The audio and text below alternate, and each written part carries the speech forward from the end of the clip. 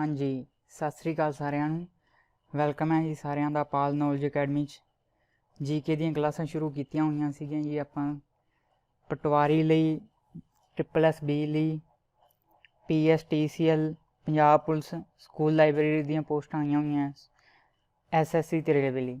ਇਹਨਾਂ ਸਾਰਿਆਂ ਲਈ ਹੀ ਹੈਲਪਫੁਲ ਨੇ ਇਹ ਜੀਕੇ ਦੀਆਂ ਕਲਾਸਿਸ। ਅੱਜ ਲੈਕਚਰ ਨੰਬਰ 2 ਆਪਾਂ ਜੀਓਗ੍ਰਾਫੀ ਸ਼ੁਰੂ ਕੀਤੀ ਸੀਗੀ। ਲੈਕਚਰ ਨੰਬਰ 2 ਕਰਨ ਬਾਰੇ ਪੜ੍ਹਾਂਗੇ ਐਟਮੋਸਫੇਅਰ ਬਾਰੇ। ਲੈਕਚਰ ਨੰਬਰ 1 'ਚ ਆਪਾਂ ਸੋਲਰ ਸਿਸਟਮ ਬਾਰੇ ਪੜ੍ਹਿਆ ਸੀਗਾ। ਜਿਸ ਨੇ ਲੈਕਚਰ ਨੰਬਰ 1 ਨਹੀਂ ਦੇਖਿਆ, ਪਹਿਲਾਂ ਲੈਕਚਰ ਨੰਬਰ 1 ਦੇਖ ਲੈਣਾ। ਅਤੇ ਉਸ ਦੇ ਕੁਛ ਕੁਐਸਚਨ ਸੀਗੇ, 3 ਦਿੱਤੇ ਸੀਗੇ, ਉਹਨਾਂ ਦੇ ਆਨਸਰ ਪਹਿਲਾਂ ਦੱਸ ਦਈਏ। ਪਹਿਲਾ ਕੁਐਸਚਨ ਕੀ ਸੀਗਾ? solar system is not a part of which galaxy solar system is part of which galaxy। ਤਾਂ ਇਹਦਾ ਜੋ ਆਨਸਰ ਸੀਗਾ ਕੀ ਆਏਗਾ? ਮਿਲਕੀ ਵੇ। ਡਿਟੇਲ 'ਚ ਕਰਵਾਇਆ ਸੀਗਾ ਸੋਲਰ ਸਿਸਟਮ, ਦੱਸਿਆ ਸੀਗਾ ਤੁਹਾਨੂੰ ਇਸ ਬਾਰੇ। ਜੋ ਮਿਲਕੀ ਵੇ ਹੈ, ਆਕਾਸ਼ ਗੰਗਾ, ਆਪਣੀ ਗਲੈਕਸੀ ਦਾ ਨਾਮ ਹੈ ਜਿਸ ਵਿੱਚ ਸੋਲਰ ਸਿਸਟਮ ਹੈ। ਠੀਕ ਹੈ, ਇਹ ਹੋ ਗਿਆ ਪਹਿਲਾ ਕੁਐਸਚਨ। ਦੂਸਰਾ question, which among of the following planets does not rotate clockwise around the sun. ਜੋ ਸੂਰਜ ਦੇ ਦੁਆਲੇ ਕਲੋਕਵਾਈਜ਼ ਡਾਇਰੈਕਸ਼ਨ ਦੇ ਵਿੱਚ ਨਹੀਂ ਘੁੰਮਦੇ, ਤਾਂ ਉਹਦੇ 'ਚ ਕਿਹੜਾ ਸੀਗਾ? ਵੀਨਸ। ਠੀਕ ਹੈ, ਵੀਨਸ ਜੋ ਹੈ ਇਹ ਕਲੋਕਵਾਈਜ਼ ਡਾਇਰੈਕਸ਼ਨ 'ਚ ਨਹੀਂ ਘੁੰਮਦਾ ਸਨ ਦੇ ਦੁਆਲੇ।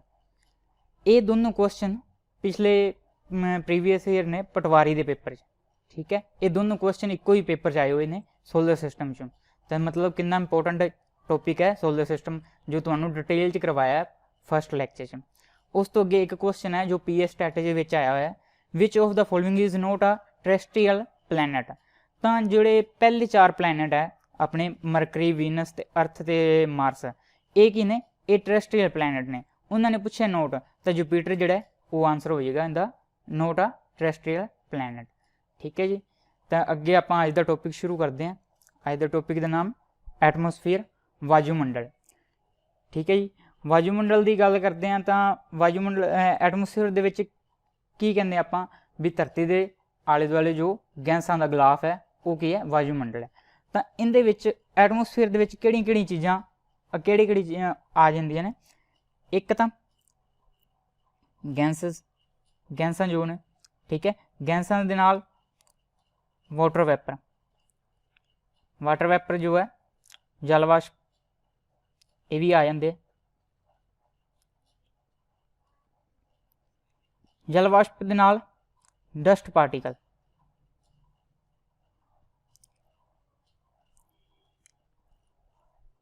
ਇਹਨਾਂ ਤਿੰਨਾਂ ਚੀਜ਼ਾਂ ਤੋਂ ਹੀ ਮਿਲ ਕੇ ਆਪਣਾ ਐਟਮੋਸਫੀਅਰ ਬਣਿਆ ਹੋਇਆ ਹੈ ਜੀ। ਠੀਕ ਹੈ ਜੀ, ਅੱਗੇ ਜੋ ਆਪਾਂ ਗੱਲ ਕਰਦੇ ਹਾਂ ਐਟਮੋਸਫੀਅਰ ਦੇ ਵਿੱਚ ਇਹ ਗੈਸਾਂ, ਵਾਟਰ ਵੈਪਰ ਤੇ ਡਸਟ ਪਾਰਟੀਕਲ ਨੇ, ਇਹ ਧਰਤੀ ਦੇ ਆਲੇ ਦੁਆਲੇ ਨੇ। ਇਹ ਧਰਤੀ ਦੇ ਆਲੇ ਦੁਆਲੇ ਕਿਸ ਤਰ੍ਹਾਂ ਕਿਉਂ ਟਿਕੇ ਹੋਏ ਨੇ, ਕਿਸ ਕਰਕੇ ਹੈਗੇ ਨੇ? ਕਿਸ ਕਰਕੇ ਨੇ? ਇਹ ਕੀ ਕਾਰਨ ਹੈ ਇਹਨਾਂ ਦੇ ਪਿੱਛੇ? ਗ੍ਰੈਵਿਟੀ, ਗੁਰਤਾਕਰਸ਼ਣ ਬਲ। ਠੀਕ ਹੈ,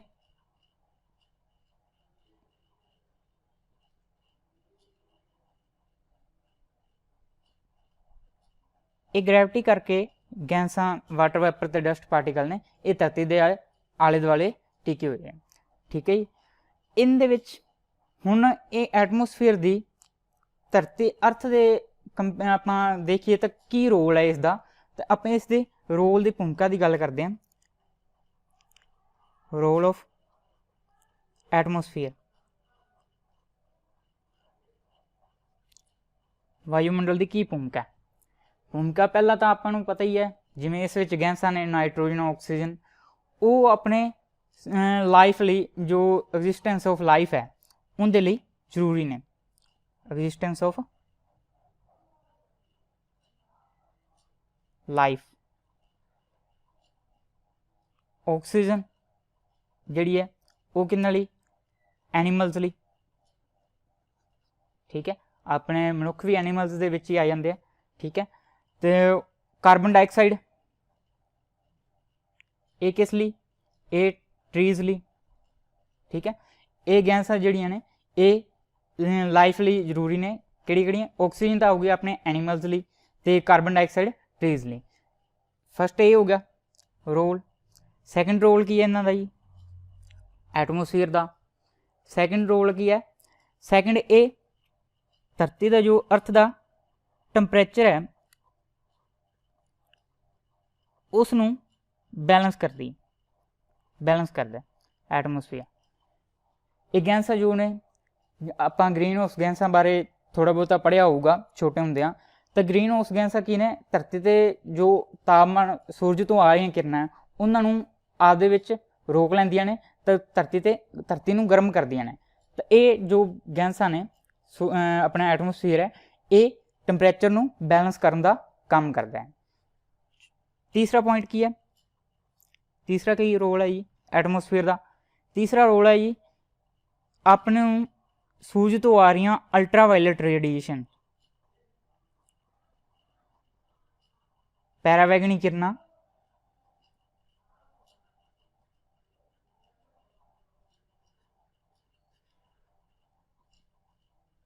UV ਰੇਡੀਏਸ਼ਨ ਨੂੰ ਸੂਰਜ ਤੋਂ ਆ ਰਹੀਆਂ ਨੂੰ ਧਰਤੀ ਤੇ ਰਹਿੰਦੇ ਜੀਵਾਂ ਨੂੰ ਬਚਾਉਂਦੀ ਹੈ ਕਿਹਨਾਂ ਤੋਂ? ਕਿਸ ਰਾਹੀਂ? ਓਜ਼ੋਨ ਲੇਅਰ ਰਾਹੀਂ। ਓਜ਼ੋਨ ਪਰਤ ਹੈ ਜੋ ਸੂਰਜ ਤੋਂ ਆ ਰਹੀਆਂ UV ਰੇਡੀਏਸ਼ਨ ਤੋਂ ਬਚਾਉਂਦੀ ਹੈ। ਠੀਕ ਹੈ ਜੀ। ਅੱਗੇ ਚੌਥਾ ਪੁਆਇੰਟ ਕੀ ਹੈ,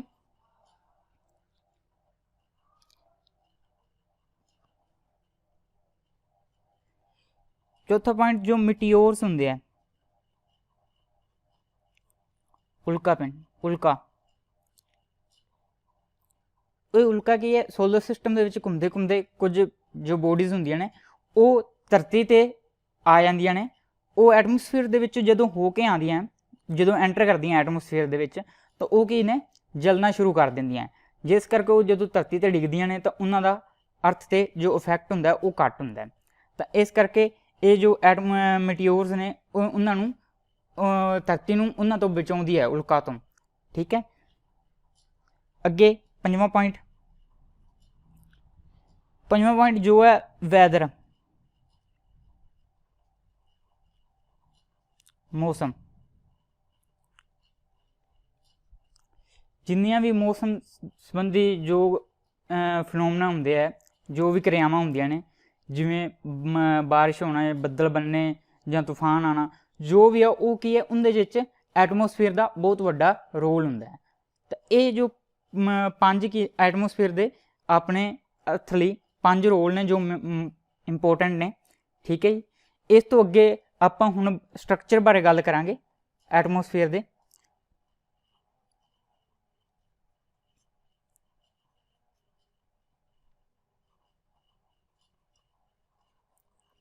स्ट्रक्चर ऑफ एटमोसफीयर, बनतर, वायुमंडल की बनतर बारे गल करते हैं। तो आप डिफरेंट लेयर्स बारे पढ़ांगे एटमोसफेयर दियां, जो एटमोसफेयर दे विच ने। फर्स्ट लेयर है जिसका नाम की है ट्रोपोस्फीयर।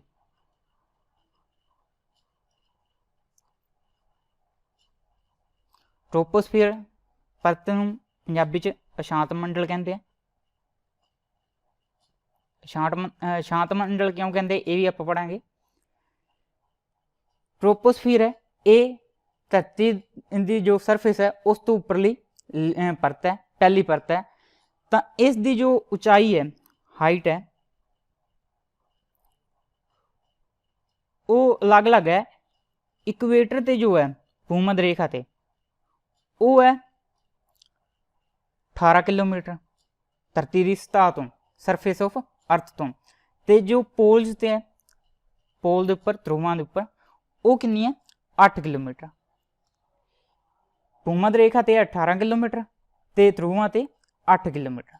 ये गल याद रखिया हाइट दी, इनकी हाइट इक्को जिंदी नहीं गी धरती की सतह तो, ये डिफरेंट है।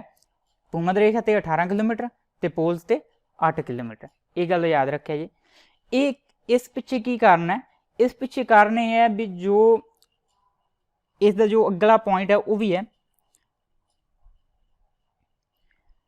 जो सारे वैदर फिनोमना होंगे है, जो सारिया क्लाइमेटिक क्रिया एक्टिविटीज ने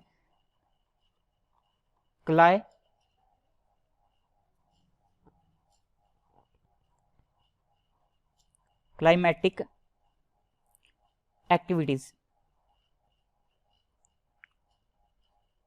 जिमें रेनफॉल, फॉर्मेशन ऑफ बारिश, फॉर्मेशन ऑफ क्लाउड्स, बदल, जो बदल बनते हैं, ठीक है, जो तूफान आते हैं, स्टॉर्म, बिजली जो कड़कती है, लाइटनिंग जिन्होंने कहते हैं, ठीक है। ये जो सारिया क्रियावां ने क्लाइमेटिक वैदर दे रिलेटेड, वो सारिया इस ही परत दे विच हुंदियां ने। तो उस करके जो भूमध रेखा के नेड़े ये क्लाइमेटिक धरती की सरफेस तो 18 किलोमीटर तक उपर होंदियां ने, तो उयो पोल्स ते ये जो सारिया एक्टिविटीज़ ने क्लाइमेट दियां, ये 8 किलोमीटर तक है। इस करके इनकी जो हाइट है इस बेस ते ही तय की जाती है। तो हाइट का पता लग गया। इस बारे अगे चलते हैं। जो टैंपरेचर है, तापमान, टैंपरेचर जो है वो डिक्रीज होंदा है हाइट इनक्रीज होने नाल। ये गल बहुत इंपोर्टेंट है। इस लेयर दे विच, ट्रोपोस्फीयर दे विच हाइट इनक्रीज होने नाल जिमें जिमें आप धरती की सतह तो उपर जाने इस परत दे विच, ठीक है, तो टैंपरेचर की होंदा है, जो तापमान होंदा है वो की होंदा है, डिक्रीज होंदा है। ये गल याद रखिया जी। एक इहदे च पॉइंट है इस जी 165 मीटर, 165 मीटर उचाई ते जान ते 1 डिग्री सैल्सियस तापमान घटदा है। 165 मीटर की उचाई ते जान ते हरेक जिमें पहला 165 मीटर उच्चे गया 1 डिग्री सैल्सियस घट गया, फिर अगे 165 मीटर उपर गया तो 1 डिग्री सैल्सियस होर घट जाता है, ठीक है। इस तरह ये जो चीज़ है 165 मीटर की उचाई ते जान नाल 1 डिग्री सैल्सियस तापमान घट जाता है। इनू की कहते हैं, इनू कहते हैं नॉर्मल, ये गल याद रखे जी, नॉर्मल लैप्स रेट। की कहते हैं नॉर्मल लैप्स रेट। की है नॉर्मल लैप्स रेट? 165 मीटर की उचाई ते जान नाल 1 डिग्री सैल्सियस तापमान घट जाता है, ठीक है जी। अगे ये परत जिथे जाके खत्म होंगी है 18 किलोमीटर या 8 किलोमीटर आप जिमें कह रहे हैं भूमध रेखा के पोल्स से होंगी है, जिथे खत्म होंगी उत्थे उस पॉइंट उस जगह ते की कहते हैं उन्होंने आप कहते हैं ट्रोपोपोज। पोज आ गया, पोज होंगे ना रुकना, तो उत्थे आके ये जो ट्रोपोस्फीयर है वो खत्म हो जाता है। इस तो इसनों कहते हैं ट्रोपोपोज। तो ट्रोपोपोज तो अगे जो लेयर है उनका रखी नाम है दूसरी लेयर स्ट्रेटोस्फीयर।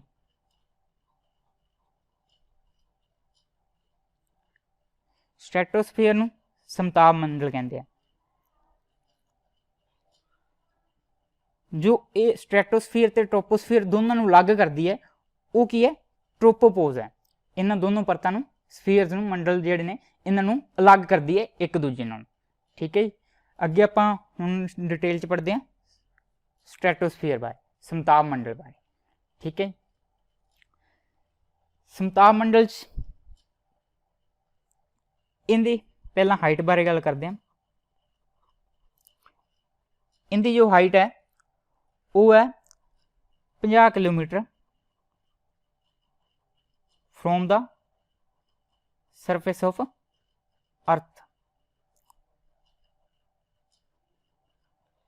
धरती की सतह तो जी उचाई है वो 50 किलोमीटर है, ठीक है। ये गल याद रखे जी, धरती की सतह तो 50 किलोमीटर उपर जान ते स्ट्रेटोस्फीयर खत्म हो जाती है, ठीक है जी। 50 किलोमीटर तक इसकी उचाई है, तो मतलब ये 8 किलोमीटर पोल्स तो शुरू होगी तो 18 किलोमीटर इक्वेटर तो शुरू होकर 50 किलोमीटर तक उपर ये परत जाती है, ठीक है जी।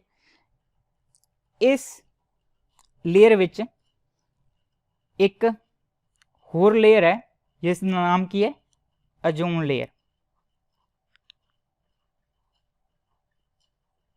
ओजोन लेयर जिवें तुहानूं दस्सिया ही है ये किहदे तो बचाउंदी आपां नूं यूवी रेडिएशन तो, अल्ट्रावायलट किरणां तो बचाउंदी आपां नूं, जो सूरज तो आउंदियां ने, ठीक है।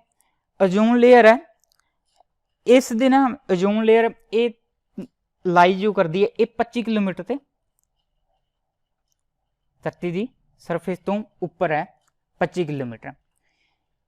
जो ओजोन लेयर उनकी मोटाई जो है उसकी जो मोटाई है उस मापन लिए एक यूनिट यूज की जाती है, उनका नाम की है डोबसन, ठीक है। ये याद रखा जी, काफ़ी पेपर पूछ लिया जाता है, यूनिट की है डोबसन। तो एक होर क्वेश्चन जो बनता होंगे इस दे रिलेटेड, ओजोन डे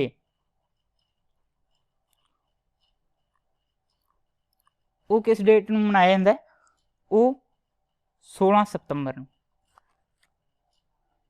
ठीक है। 16 सितंबर ਨੂੰ ओजोन डे मनाया जाता है। यूनिट की है डोबसन, जिस जो इस परत ओजोन लेयर की उचाई चौड़ाई मापन ਲਈ, मोटाई जो है उसनों मापन ਲਈ ਵਰਤਿਆ ਜਾਂਦਾ है।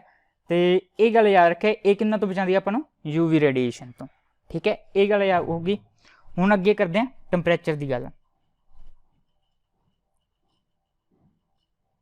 तापमान, टैंपरेचर जो है वो इस परत दे विच की है इनक्रीज होंदा है हाइट इनक्रीज होने, ठीक है। हाइट जिमें जिमें इस परत च उपर जावांगे उमें उमें टैंपरेचर की है इनक्रीज होंदा जाऊगा, ठीक है। इस विच होर की चीज़ां आ सकदियां ने इस परत विच, जो अपने एरोप्लेन है, हवाई जहाज, वो इस परत विच उड़ते हैं। एरोप्लेन्स लिए ये अनुकूल है। क्यों अनुकूल है? जो इस तो पहले वाली परत है अपनी स्ट्रैटोस्फीयर, ओके ट्रोपोस्फीयर, ट्रोपोस्फीयर दे विच क्लाइमेटिक कंडीशनस होंदियां ने, जिस करके उन्हां च जहाज नूं उड़ाउणा सही नहीं रहिंदा, प्रॉब्लम्स आ सकदियां ने। तो इस करके जो स्ट्रैटोस्फीयर च जहाज नूं उड़ाउणा काफ़ी हद तक सही रहिंदा है। एरोप्लेन्स की गल हो जू।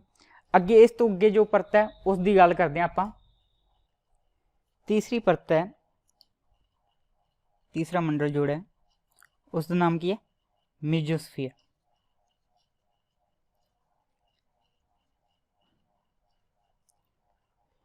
मध्य मंडल भी कहते हैं इनू पंजाबी च,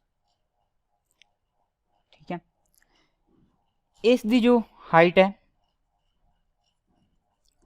ऊंचाई है, वो कितनी है 50 तो 80 किलोमीटर, ठीक है। इसकी जो हाइट है वो कितनी है 50 तो 80 किलोमीटर। इस मंडल दे विच जो टैंपरेचर है वो डिक्रीज होंदा है हाइट इनक्रीज होने, हाइट इनक्रीज होने टैंपरेचर इस परत दे विच जो मंडल है मेसोस्फीयर वो की होंदा है डिक्रीज होंदा है, ठीक है। ये गल याद रखे जी। इस विच एक होर इंपोर्टेंट पॉइंट है, जिवें तुहानूं दस्सिया सीगा अपने अर्थ नूं जो मटीओर्स ने उल्का तो एटमोसफेयर बचाउंदा है। किवें बचाउंदा है? इस परत दे विच आके जदों मेसोस्फीयर दे विच एंटर करता है मटीओर्स,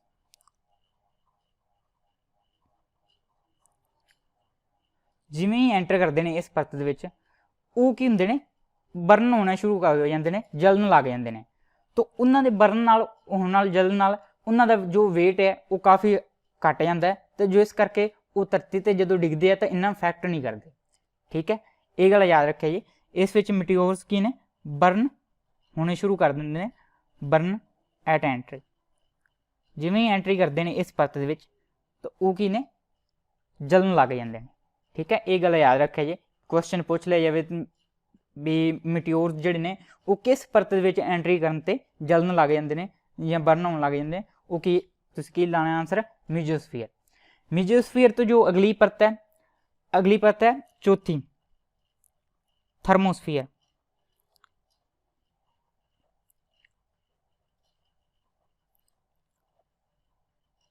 तापमंडल, इस परत दे विच बच्चों को काफ़ी कन्फ्यूजन होंदी है। ये परत थर्मोस्फीयर असल च एक परत है, इसनों अगे डिवाइड किया है दो परतों के विच, किहड़ी-किहड़ी? पहली आप इत्थे लिख लीए फस्ट किहड़ी है आइनोस्फीयर।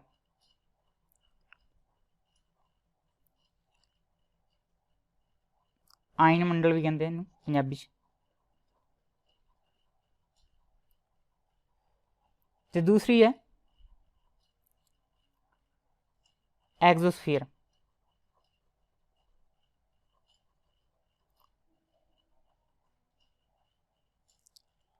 बाहरी मंडल।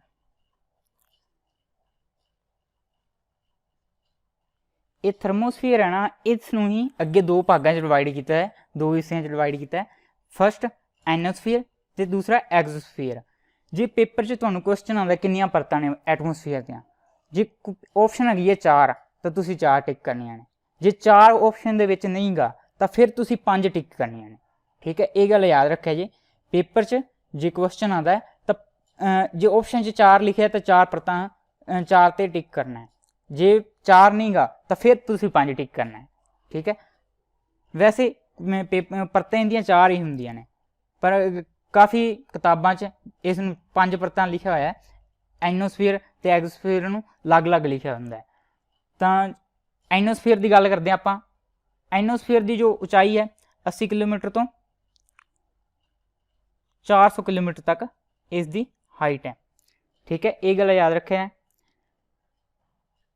इस विच जो हाइट इनक्रीज होने नाल टैंपरेचर की है इनक्रीज होंदा है। ठीक है, आइनोस्फीयर दे विच हाइट इनक्रीज होने नाल टैंपरेचर की है इनक्रीज होंदा है।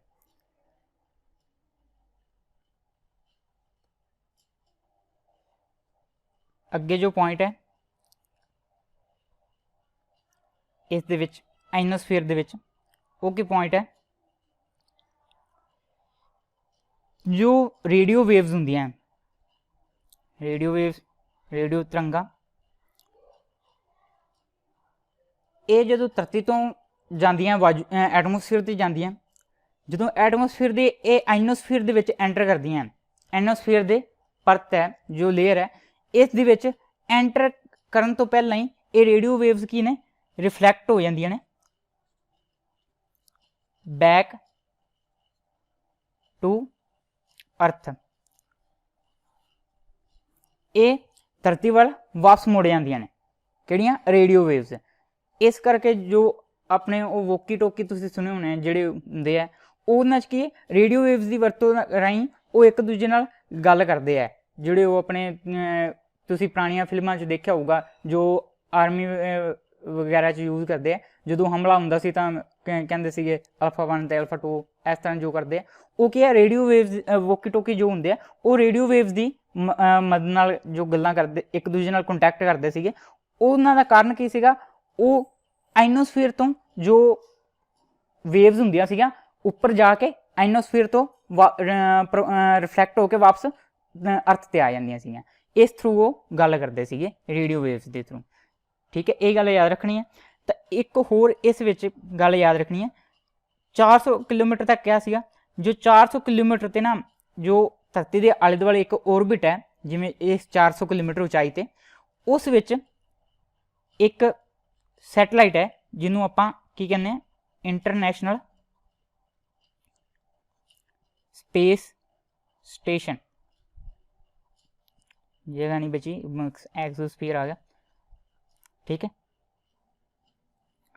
स्टेशन इंटरनेशनल स्पेस स्टेशन जो काफ़ी सारे देशों ने रल के कंट्रीज़ ने रल के जिमें USA दे नासा आ गई है जो उस स्पेस एजेंसी का नाम है नासा, सारे ने सुना होगा। इवें रूस की हैगी है स्पेस एजेंसी, जापान की है, कनेडा की है, तो यूरोप है जो उन्हों की जो सारिया की स्पेस एजेंसी है।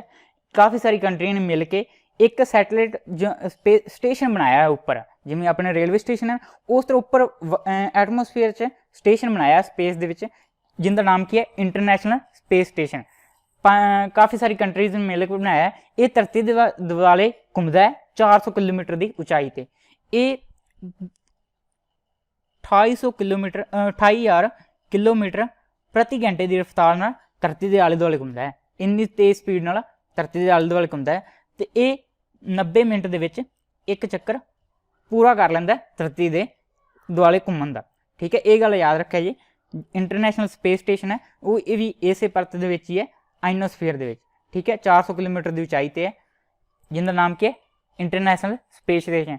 ਇਸ ਦੀ ਵਰਤੋਂ ਜੋ ਯੂਜ਼ ਕੀਤਾ ਜਾਂਦਾ ਜੋ ਇੰਟਰਨੈਸ਼ਨਲ ਨੂੰ, ਉਹ ਕਿਸ ਵਾਸਤੇ ਕੀਤਾ ਜਾਂਦਾ? ਇੱਕ ਤਾਂ ਰਿਸਰਚ ਲਈ, ਸਪੇਸ ਦੀ ਰਿਸਰਚ ਲਈ, ਜਾਂ ਹੋਰ ਵੀ ਕੋਈ ਵੀ ਫਿਜ਼ਿਕਸ ਦੇ ਜੋ ਹੋਰ ਜੋ ਖੋਜ ਲਈ ਜਾਂ ਇਨੋਵੇਸ਼ਨ ਲਈ ਇਸ ਨੂੰ ਯੂਜ਼ ਕੀਤਾ ਜਾਂਦਾ। ਇਸ ਨੂੰ ਇਸ ਵਾਸਤੇ ਵੀ ਯੂਜ਼ ਕੀਤਾ ਜਾਂਦਾ ਜਿਵੇਂ ਅੱਗੇ ਇਸ ਤੋਂ ਮੂਨ ਤੇ ਜਾਣਾ ਹੈ ਤਾਂ ਮੂਨ ਤੇ ਜਾਣ ਲਈ ਜਾਂ ਮਾਰਸ ਤੇ ਜਾਣ ਲਈ ਜੋ ਸੈਟੇਲਾਈਟ ਨੇ ਉਹ ਇਸ ਥਰੂ ਭੇਜੇ ਜਾ ਸਕਦੇ ਨੇ ਅੱਗੇ ਇੰਟਰਨੈਸ਼ਨਲ ਸਪੇਸ ਸਟੇਸ਼ਨ ਰਾਹੀਂ। ਠੀਕ ਹੈ, ਇੱਥੇ ਟੂਰ ਵੀ ਕਰਵਾਏ ਜਾ ਰਹੇ ਨੇ ਜੋ ਅਲੱਗ-ਅਲੱਗ ਦੇਸ਼ਾਂ 'ਚ ਜੋ ਮਿਲੀਅਨ ਬਿਲੀਅਨ ਜੋ ਜਿਨ੍ਹਾਂ ਕੋਲ ਬਹੁਤ ਪੈਸਾ ਹੈ ਉਹ ਟੂਰ ਵੀ ਇਸ ਸਪੇਸ ਸਟੇਸ਼ਨ ਦਾ ਕਰ ਸਕਦੇ ਨੇ, ਯਾਨੀ ਕਿ ਘੁੰਮਣ ਲਈ ਵੀ ਜਾ ਸਕਦੇ ਨੇ ਇਸ ਸਪੇਸ ਸਟੇਸ਼ਨ ਦੇ ਵਿੱਚ, ਸਪੇਸ ਦੇ ਵਿੱਚ ਘੁੰਮਣ ਵਾਸਤੇ। ਇਸ ਲਈ ਵੀ ਵਰਤੋਂ ਕੀਤੀ ਜਾ ਸਕਦੀ ਹੈ, ਪਰ ਉਹ ਘੁੰਮਣਾ ਜਾਣਾ ਬਹੁਤ ਮਹਿੰਗਾ ਹੈ। ਠੀਕ ਹੈ, ਬਹੁਤ ਅਮੀਰ ਲੋਕ ਜਾ ਸਕਦੇ ਨੇ ਇਸ ਇੰਟਰਨੈਸ਼ਨਲ ਸਪੇਸ ਸਟੇਸ਼ਨ 'ਚ ਘੁੰਮਣ ਵਾਸਤੇ। ਠੀਕ ਹੈ, ਇਹ ਗੱਲ ਐਕਸਟਰਾ ਫੈਕਟ ਸੀਗੇ ਜੋ ਦੱਸਦੇ ਨੇ। ਵੈਸੇ ਬਸ ਇਹ ਗੱਲ ਯਾਦ ਰੱਖਣੀ ਹੈ, ਇੰਟਰਨੈਸ਼ਨਲ ਸਪੇਸ ਸਟੇਸ਼ਨ ਜੋ ਇਸ ਪਰਤ ਦੇ ਵਿੱਚ ਹੈ। ਅੱਗੇ ਜੋ ਹੈ ਉਹ ਕੀ ਹੈ, ਇਸ ਵਿੱਚ ਇੱਕ ਹੋਰ ਘਟਨਾ ਹੁੰਦੀ ਹੈ ਜਿਸ ਨੂੰ ਕੀ ਕਹਿੰਦੇ ਨੇ, ਅਰੋਰਾ।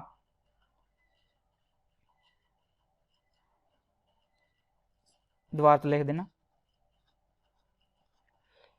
ਜੋ ਆਪਣੇ ਨਾਰਥ ਪੋਲ ਤੇ ਸਾਊਥ ਪੋਲ ਹੈ, ਦੋ ਪੋਲ ਨੇ ਜਿਹੜੇ ਆਪਣੇ ਧਰਤੀ ਦੇ, ਉਹਨਾਂ ਦੇ ਉੱਪਰ ਰਾਤ ਨੂੰ ਨਾ ਕਈ ਵਾਰ ਇਹ ਆਇਨਸ ਹੁੰਦੇ ਨੇ, ਆਈਨੋਸਫੀਅਰ ਗੱਲ ਕਰ, ਇਸ ਦੇ ਵਿੱਚ ਜੋ ਆਇਨ ਹੁੰਦੇ ਨੇ ਉਹ ਇੱਕ ਦੂਜੇ ਨਾਲ ਜਦੋਂ ਇੰਟਰੈਕਟ ਕਰਦੇ ਨੇ ਸੋਲਰ ਰੇਡੀਏਸ਼ਨ ਨਾਲ, ਕਿਸੇ ਵੀ ਜੋ ਬਾਹਰਲੇ ਜੋ ਰੇਡੀਏਸ਼ਨ ਆ ਰਹੀਆਂ ਨੇ ਉਹਨਾਂ ਨਾਲ ਜਦੋਂ ਇੰਟਰੈਕਟ ਕਰਦੇ ਨੇ ਤਾਂ ਇਹ ਰਾਤ ਨੂੰ ਜੋ ਕਾਫੀ ਲਾਈਟਨਿੰਗ, ਬਹੁਤ ਬਿਊਟੀਫੁਲ ਗ੍ਰੀਨ ਤੇ ਅਲੱਗ-ਅਲੱਗ ਰੰਗਾਂ ਦੀ ਲਾਈਟ ਜੋ ਉੱਥੇ ਦਿਖਾਉਂਦੇ ਨੇ ਜੋ ਸਾਊਥ ਪੋਲ ਤੇ ਨਾਰਥ ਪੋਲ ਦੇ।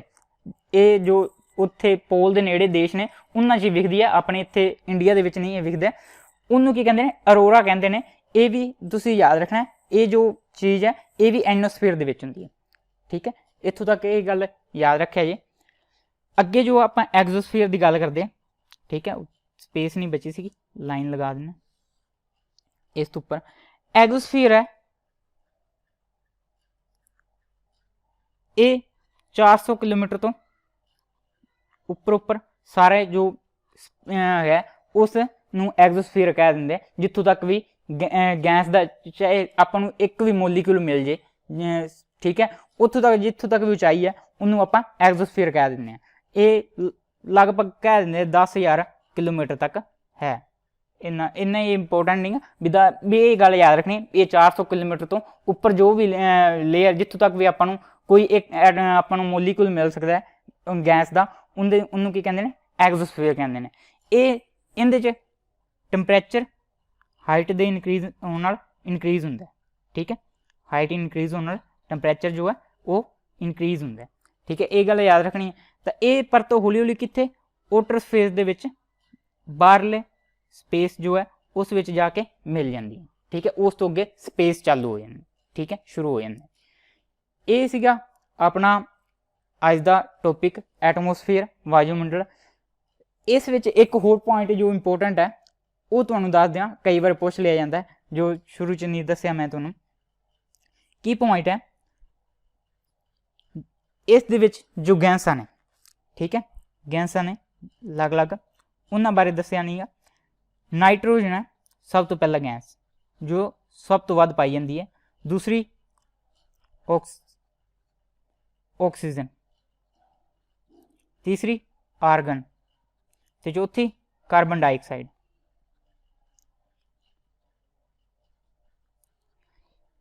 ਨਾਈਟ੍ਰੋਜਨ ਜੋ ਗੈਸ ਹੈ ਇਹ ਸਭ ਤੋਂ ਵੱਧ ਵਾਯੂਮੰਡਲ ਦੇ ਵਿੱਚ ਪਾਈ ਜਾਂਦੀ ਹੈ। ਠੀਕ ਹੈ, ਇਹ ਕਿੰਨੀ ਪਾਈ ਜਾਂਦੀ ਹੈ, 78.08%। ਠੀਕ ਹੈ, ਨੀਅਰ ਅਬਾਊਟ 78% ਹੀ ਹੋ ਗਿਆ। ਠੀਕ ਹੈ, ਆਕਸੀਜਨ ਹੈ ਇਹ 20.95%। ਠੀਕ ਹੈ, 21% ਵੀ ਕਹਿ ਦਿੰਦੇ ਆਪਾਂ, 21%। ਆਰਗਨ ਜੋ ਹੈ ਇਹ 0.93% ਇੰਨੀ ਗੈਸ ਜੋ ਇਹ ਵਾਯੂਮੰਡਲ ਦੇ ਵਿੱਚ ਹਿੱਸਾ ਹੈ। ਠੀਕ ਹੈ। ਕਾਰਬਨ ਡਾਈਆਕਸਾਈਡ ਇਹ 0.03% ਹੈ, 0.03%। ਇਹ ਜੋ ਗੈਸਾਂ ਨੇ ਅਲੱਗ-ਅਲੱਗ, ਨਾਈਟ੍ਰੋਜਨ ਜੋ ਗੈਸ ਸਭ ਤੋਂ ਜ਼ਿਆਦਾ ਵੱਧ ਪਾਈ ਜਾਂਦੀ ਕਿੰਨੀ 78.08%, ਆਕਸੀਜਨ 20.95% ਤੇ ਆਰਗਨ ਜੋ ਹੈ ਉਹ ਕਿੰਨੀ ਪਾਈ ਜਾਂਦੀ 93.93%, ਕਾਰਬਨ ਡਾਈਆਕਸਾਈਡ 0.03%। ਇਹ ਗੱਲ ਬਸ ਯਾਦ ਰੱਖਿਆ ਜੀ। ਠੀਕ ਹੈ ਜੀ। ਇੱਥੇ ਆਪਣਾ ਅੱਜ ਦਾ ਟੌਪਿਕ ਕਵਰ ਹੁੰਦਾ ਐਟਮੋਸਫੀਅਰ। ਇਸ ਬਾਰੇ ਥੋੜ੍ਹਾ ਜਿਹਾ ਆਪਾਂ ਰਿਵੀਜ਼ਨ ਥੋੜ੍ਹੀ ਜਿਹੀ ਕਰ ਲੈਂਦੇ ਹਾਂ ਇੱਕ ਵਾਰੀ ਫਿਰ ਤੋਂ ਦੁਬਾਰਾ। ਰੋਲ ਹੈਗਾ ਸਭ ਤੋਂ ਪਹਿਲਾਂ ਐਟਮੋਸਫੀਅਰ ਦੇ ਵਿੱਚ ਗੈਸਾਂ, ਵਾਟਰ ਵੈਪਰ ਤੇ ਡਸਟ ਪਾਰਟੀਕਲ ਹੁੰਦੇ ਨੇ। ਦੂਸਰਾ ਇਹ ਜੋ ਗੈਸਾਂ ਨੇ, ਜੋ ਡਸਟ ਪਾਰਟੀਕਲ, ਇਹ ਗ੍ਰੈਵਿਟੀ ਕਰਕੇ ਧਰਤੀ ਦੇ ਆਲੇ ਦੁਆਲੇ ਹੈ। ਤੇ ਜੋ ਪੁਆਇੰਟ ਹੈ ਰੋਲ ਆਫ ਐਟਮੋਸਫੀਅਰ, ਇਹਦੇ ਵਿੱਚ ਕੀ ਹੈ 5 ਪੁਆਇੰਟ ਨੇ। ਪਹਿਲਾ existence of life, oxygen carbon dioxide ਗੈਸਾਂ ਕਰਕੇ ਜੋ ਆਪਣੇ ਲਾਈਫ ਐਗਜ਼ਿਸਟ ਕਰਦੀ ਹੈ, ਜੋ ਟਰੀਜ਼ ਜਾਂ ਐਨੀਮਲਸ ਨੇ। ਟੈਂਪਰੇਚਰ ਨੂੰ ਬੈਲੈਂਸ ਕਰਦਾ ਹੈ ਐਟਮੋਸਫੀਅਰ, ਯੂਵੀ ਰੇਡੀਏਸ਼ਨ ਤੋਂ ਬਚਾਉਂਦਾ ਹੈ, ਮੀਟੀਓਰਸ ਤੋਂ ਬਚਾਉਂਦਾ ਧਰਤੀ ਨੂੰ। ਇਸ ਵਿੱਚ ਸਾਰੇ ਜੋ ਵੈਦਰ ਫਿਨੋਮਨਾ ਹੁੰਦੇ ਆ ਉਹ ਸਾਰੇ ਇਸੇ ਹੀ ਐਟਮੋਸਫੀਅਰ ਦੇ ਬਹੁਤ ਵੱਡਾ ਰੋਲ ਹੁੰਦਾ ਹੈ। ਅੱਗੇ ਇਸ ਦੀਆਂ ਪਰਤਾਂ ਨੇ। ਟ੍ਰੋਪੋਸਫੀਅਰ ਨੂੰ ਅਸ਼ਾਂਤ ਮੰਡਲ ਕਹਿੰਦੇ ਆ। ਇਸ ਦੀ ਹਾਈਟ ਪੋਲਸ ਤੇ ਹੈ 8 ਕਿਲੋਮੀਟਰ ਤੇ ਇਕੁਏਟਰ ਤੇ 18 ਕਿਲੋਮੀਟਰ। ਠੀਕ ਹੈ। ਇਸ ਵਿੱਚ ਕਲਾਈਮੈਟਿਕ ਐਕਟੀਵਿਟੀਜ਼ ਹੁੰਦੀਆਂ ਨੇ, rainfall, formation of clouds, storm, ਤੂਫਾਨ ਆਉਂਦੇ ਆ, ਲਾਈਟਨਿੰਗ ਜੋ ਆਪਣੀ ਬਿਜਲੀ ਚਮਕਦੀ ਹੈ, ਕੜਕਦੀ ਹੈ, ਉਹ ਕਹਿ ਸਕਦੇ ਹਾਂ। ਇਸ ਵਿੱਚ ਹਾਈਟ ਇਨਕਰੀਜ਼ ਹੋਣ ਨਾਲ ਟੈਂਪਰੇਚਰ ਡਿਕਰੀਜ਼ ਹੁੰਦਾ ਹੈ। ਕਿੰਨਾ ਡਿਕਰੀਜ਼ ਹੁੰਦਾ ਹੈ 1 ਡਿਗਰੀ ਸੈਲਸੀਅਸ ਡਿਕਰੀਜ਼ ਹੁੰਦਾ ਹੈ 165 ਮੀਟਰ ਦੀ ਉਚਾਈ ਤੇ ਜਾਣ ਨਾਲ, ਜਿਹਨੂੰ ਕੀ ਕਹਿੰਦੇ ਆ ਨੋਰਮਲ ਲੈਪਸ ਰੇਟ ਹੈ। ਇਸ ਤੋਂ ਜੋ ਟ੍ਰੋਪੋਸਫੀਅਰ ਤੇ ਇਸ ਤੋਂ ਅਗਲੀ ਪਰਤ ਸਟ੍ਰੈਟੋਸਫੀਅਰ, ਉਹਨਾਂ ਨੂੰ ਦੋਵਾਂ ਨੂੰ ਜੋ ਦੋਨਾਂ ਨੂੰ ਅਲੱਗ ਕਰਦੀ ਹੈ ਉਹ ਕਿਹੜੀ ਹੈ ਟ੍ਰੋਪੋਪੋਜ਼। ਠੀਕ ਹੈ। ਟ੍ਰੋਪੋਪੋਜ਼ ਜੋ ਪਰਤ ਹੈ, ਇਸ ਨਾਮ ਯਾਦ ਰੱਖਿਆ ਟ੍ਰੋਪੋਪੋਜ਼, ਜੋ ਦੋਨਾਂ ਨੂੰ ਅਲੱਗ ਕਰਦੀ ਹੈ। ਇਸ ਤੋਂ ਅੱਗੇ ਸਟ੍ਰੈਟੋਸਫੀਅਰ ਸਮਤਾਪ ਮੰਡਲ, ਇਸ ਦੀ ਹਾਈਟ ਜੋ ਹੈ 50 ਕਿਲੋਮੀਟਰ ਤੱਕ ਹੈ ਅਰਥ ਦੀ ਸਰਫੇਸ ਤੋਂ। ਇਸ ਤੋਂ ਅੱਗੇ ਇਸ ਵਿੱਚ ਜੋ ਇੰਪੋਰਟੈਂਟ ਲੇਅਰ ਹੈ ਓਜ਼ੋਨ ਲੇਅਰ, ਉਹ ਆਪਾਂ ਨੂੰ ਯੂਵੀ ਰੇਡੀਏਸ਼ਨ ਤੋਂ ਬਚਾਉਂਦੀ, ਜਿਵੇਂ ਦੱਸਿਆ। ਇਹ 25 ਕਿਲੋਮੀਟਰ ਦੀ ਹਾਈਟ ਤੇ ਧਰਤੀ ਦੇ ਉੱਪਰ ਸਰਫੇਸ ਤੋਂ ਐਗਜ਼ਿਸਟ ਕਰਦੀ ਹੈ। ਇਸ ਦੀ ਜੋ ਚੌੜਾਈ ਮਾਪਣ, ਮੋਟਾਈ ਮਾਪਣ ਦੀ ਜੋ ਯੂਨਿਟ ਵਰਤੀ ਜਾਂਦੀ ਉਹ ਕੀ ਹੈ ਡੋਬਸਨ। ਓਜ਼ੋਨ ਡੇ ਕਦੋਂ ਮਨਾਇਆ ਜਾਂਦਾ ਹੈ 16 ਸਤੰਬਰ ਨੂੰ। ਠੀਕ ਹੈ। ਟੈਂਪਰੇਚਰ ਇਨਕਰੀਜ਼ ਹੁੰਦਾ ਹੈ ਹਾਈਟ ਇਨਕਰੀਜ਼ ਹੋਣ ਨਾਲ ਇਸ ਪਰਤ ਦੇ ਵਿੱਚ। ਤੇ ਇਹ ਜੋ ਲੇਅਰ ਹੈ ਇਹ ਆਈਡਲ ਮੰਨੀ ਜਾਂਦੀ ਹੈ ਕਿਸ ਲਈ ਐਰੋਪਲੇਨਸ ਨੂੰ ਉਡਾਉਣ ਲਈ। ਠੀਕ ਹੈ ਜੀ। ਅੱਗੇ ਇਸ ਵਿੱਚ ਜੋ ਪੁਆਇੰਟ ਹੈ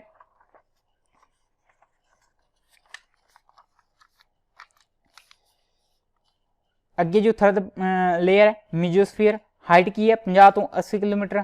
ਠੀਕ ਹੈ। ਹਾਈਟ ਇਨਕਰੀਜ਼ ਹੋਣ ਨਾਲ ਟੈਂਪਰੇਚਰ ਡਿਕਰੀਜ਼ ਹੁੰਦਾ ਹੈ।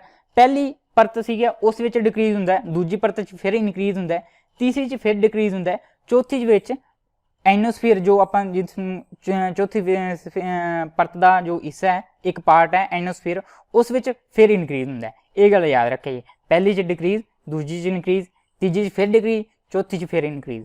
ਠੀਕ ਹੈ। ਮੀਜ਼ੋਸਫੀਅਰ ਦੇ ਵਿੱਚ ਹੋਰ ਕੀ ਜੋ ਮੀਟੀਓਰਸ ਨੇ ਜੋ ਧਰਤੀ ਦੀ ਅਰਥ ਦੇ ਐਟਮੋਸਫੀਅਰ ਦੇ ਵਿੱਚ ਜਦੋਂ ਐਂਟਰ ਕਰਦੇ ਆ ਤਾਂ ਇਸ ਮੀਜ਼ੋਸਫੀਅਰ ਦੇ ਵਿੱਚ ਆ ਕੇ ਜਲਣ ਲੱਗ ਜਾਂਦੇ ਆ, ਬਰਨ ਹੋਣੇ ਸ਼ੁਰੂ ਹੋ ਜਾਂਦੇ ਆ। ਐਨੋਸਫੀਅਰ ਹੈ, ਇਸ ਦੀ ਉਚਾਈ ਜੋ ਹੈ 80 ਤੋਂ 400 ਕਿਲੋਮੀਟਰ ਤੱਕ ਹੈ। ਹਾਈਟ ਇਨਕਰੀਜ਼ ਹੋਣ ਨਾਲ ਜਿਵੇਂ ਦੱਸਿਆ ਹੀ ਹੈ ਟੈਂਪਰੇਚਰ ਇਨਕਰੀਜ਼ ਹੁੰਦਾ ਹੈ। ਹੋਰ ਇਸ ਦਾ ਕੀ ਪੁਆਇੰਟ ਹੈ ਇੰਪੋਰਟੈਂਟ, ਜੋ ਰੇਡੀਓ ਵੇਵਜ਼ ਨੇ ਉਹ ਰਿਫਲੈਕਟ ਹੋ ਜਾਂਦੀਆਂ ਨੇ ਇਸ ਪਰਤ ਦੇ ਵਿੱਚ ਤੋਂ, ਰਿਫਲੈਕਟ ਹੋ ਜਾਂਦੀਆਂ ਨੇ ਵਾਪਸ ਧਰਤੀ ਵੱਲ। ਠੀਕ ਹੈ। ਇਹ ਗੱਲ ਯਾਦ ਰੱਖਣਾ। ਇੱਕ ਇੰਟਰਨੈਸ਼ਨਲ ਜੋ ਸਪੇਸ ਸਟੇਸ਼ਨ ਹੈ ਜੋ ਅਲੱਗ-ਅਲੱਗ ਦੇਸ਼ਾਂ ਦੁਆਰਾ ਬਣਾਇਆ ਗਿਆ ਉਹ 400 ਕਿਲੋਮੀਟਰ ਦੀ ਉਚਾਈ ਤੇ ਹੈ, ਇਸੇ ਹੀ ਪਰਤ ਦੇ ਵਿੱਚ ਹੈ। ਠੀਕ ਹੈ। ਜੋ ਅਰੋਰਾ ਜੋ ਘਟਨਾਵਾਂ ਨੇ, ਜੋ ਲਾਈਟਨਿੰਗ ਹੁੰਦੀ ਹੈ ਅਰੋਰਾ ਦੀ, ਬਹੁਤ ਅਰੋਰਾ ਕਹਿੰਦੇ ਜਿਹਨੂੰ, ਉਹ ਇਸੇ ਹੀ ਪਰਤ ਦੇ ਵਿੱਚ ਹੁੰਦੀ ਹੈ ਜੋ ਨੌਰਥ ਤੇ ਸਾਊਥ ਪੋਲ ਤੇ ਆਪਾਂ ਨੂੰ ਦਿਖਾਈ ਦਿੰਦੀ ਹੈ। ਠੀਕ ਹੈ। ਦੋਨੋਂ ਪੋਲਸ ਦੇ ਉੱਪਰ। ਉਸ ਤੋਂ ਅੱਗੇ ਜੋ ਐਗਜ਼ੋਸਫੀਅਰ ਇਸ ਥਰਮੋਸਫੀਅਰ ਦਾ ਹੀ ਹਿੱਸਾ ਹੈ, ਬਾਰੀ ਮੰਡਲ ਜਿਹਨੂੰ ਕਹਿੰਦੇ, ਇਹ 400 ਕਿਲੋਮੀਟਰ ਤੋਂ ਉੱਪਰ ਜਿਹੜੀ ਹੈ ਜੋ ਵੀ ਹੈ ਉਸ ਨੂੰ ਐਗਜ਼ੋਸਫੀਅਰ ਕਹਿੰਦੇ ਨੇ। ਇਸ 'ਚ ਟੈਂਪਰੇਚਰ ਇਨਕਰੀਜ਼ ਹੋਣ ਨਾਲ ਇਨਕਰੀਜ਼ ਹੁੰਦਾ ਹੈ, ਹਾਈਟ ਇਨਕਰੀਜ਼ ਹੋਣ ਨਾਲ। ਠੀਕ ਹੈ। ਇਹ ਹੌਲੀ ਹੌਲੀ ਆਊਟਰ ਸਪੇਸ ਦੇ ਵਿੱਚ ਜਾ ਕੇ ਮਿਲ ਜਾਂਦੀ ਹੈ। ਅੱਗੇ ਇਸ ਵਿੱਚ ਜੋ ਗੈਸਾਂ ਬਾਰੇ ਦੱਸਿਆ ਸੀਗਾ, ਨਾਈਟ੍ਰੋਜਨ ਸਭ ਤੋਂ ਵੱਧ ਗੈਸ ਜੋ ਇਸ ਵਿੱਚ ਪਾਈ ਜਾਂਦੀ ਹੈ। ਠੀਕ ਹੈ ਜੀ। ਉਹ ਕਿੰਨੀ ਪਾਈ ਜਾਂਦੀ ਹੈ 78.08%। ਆਕਸੀਜਨ ਜਿਹੜੀ ਹੈ ਉਹ ਕਿੰਨੀ 20.95%। ਆਰਗਨ ਜੋ ਹੈ ਉਹ 0.93% ਹੈ। ਕਾਰਬਨ ਡਾਈਆਕਸਾਈਡ 0.03% ਹੈ। ਇਹ ਸੀਗਾ ਆਪਣਾ ਅੱਜ ਦਾ ਟੌਪਿਕ ਐਟਮੋਸਫੀਅਰ। ਸਭ ਤੋਂ ਅੱਗੇ ਪਲੀਜ਼ ਇਸ ਲੈਕਚਰ ਨੂੰ ਵੱਧ ਤੋਂ ਵੱਧ ਸ਼ੇਅਰ ਕਰ ਦਿਓ ਜੀ, ਜਿਨ੍ਹਾਂ ਨੂੰ ਲੋੜ ਹੈ, ਜਿਨ੍ਹਾਂ ਨੂੰ ਜ਼ਰੂਰਤ ਹੁੰਦੀ ਹੈ, ਤੁਹਾਡੇ ਵਰਗੇ ਉਹ ਵੀ ਸਟੂਡੈਂਟ ਨੇ ਜਿਨ੍ਹਾਂ ਨੂੰ ਜ਼ਰੂਰਤ ਹੁੰਦੀ ਹੈ, ਸ਼ੇਅਰ ਕਰ ਦਿਓ ਫੇਸਬੁੱਕ ਵਟਸਐਪ 'ਤੇ ਸਾਰੀ ਜਗ੍ਹਾ 'ਤੇ ਸ਼ੇਅਰ ਕਰ ਦਿਓ। ਜ਼ਰੂਰਤ ਜਿਨ੍ਹਾਂ ਨੂੰ ਵੀ ਹੁੰਦੀ ਹੈ ਉਹਨਾਂ ਨੂੰ ਐਵੇਂ ਹੌਲੀ ਹੌਲੀ ਪਤਾ ਲੱਗਦਾ ਹੈ, ਤੇ ਸ਼ੇਅਰ ਕਰ ਦਿਓ ਆਪਣੇ ਚੈਨਲ ਨੂੰ, ਪਾਲ ਨੌਲੇਜ ਅਕੈਡਮੀ ਨੂੰ। ਚੈਨਲ ਨੂੰ ਸਬਸਕ੍ਰਾਈਬ ਜ਼ਰੂਰ ਕਰੋ ਜੀ, ਸਬਸਕ੍ਰਾਈਬ ਦਾ channel, please subscribe the channel. Thank you ji.